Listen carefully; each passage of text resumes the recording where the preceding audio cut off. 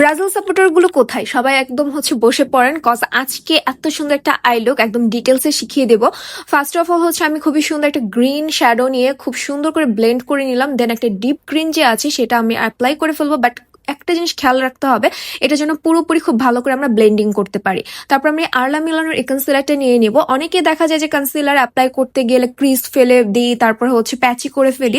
But Arla মিলানোর এই কনসিলারটা এত বেশি পারফেক্ট, জাস্ট দেখেন আমার একটা টানে কিন্তু খুবই সুন্দর একটা ক্রিজ লাইন রেডি হয়ে গেল। দেন আরলা মিলানোর যে ব্লেন্ডারটা আছে সেটাতে খুব সুন্দর করে ব্লেন্ড করে ফেলবো, অ্যান্ড জাস্ট আমার রেডি ক্রিজটা। অ্যান্ড এটাকে কিন্তু আমরা অবশ্যই সেট করে ফেলবো আরলা মিলানোর যে কম্প্যাক্ট পাউডারটা আছে সেটা দিয়ে। কম্প্যাক্ট পাউডারটা ইউজ করার জন্য কিন্তু আমার ইয়েলো আইশ্যাডোটা খুব সুন্দর করে বসে গিয়েছে।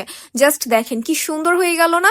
এরপরে এই গ্লিটার প্যালেট থেকে আমি গ্লিটারটা অ্যাড করে ফেলবো। আপনাদেরকে কিন্তু আমি এর আগে এই গ্লিটার প্যালেটটা দেখিয়েছিলাম, এটা এত বেশি ভালো। এখানে অনেকগুলো কালার থাকছে, যে যার মতো আই লুক করতে পারবেন। জাস্ট আই লুক না, সেটা দিয়ে আপনি আপনার হেয়ার বা অন্য জায়গাতেও ইউজ করতে পারবেন, এতগুলো গ্লিটার আছে। দেন আরলা মিলানোর এই ল্যাশ গ্লুটা দিয়ে আমি খুব সুন্দর করে ল্যাশটাও সেট করে ফেললাম।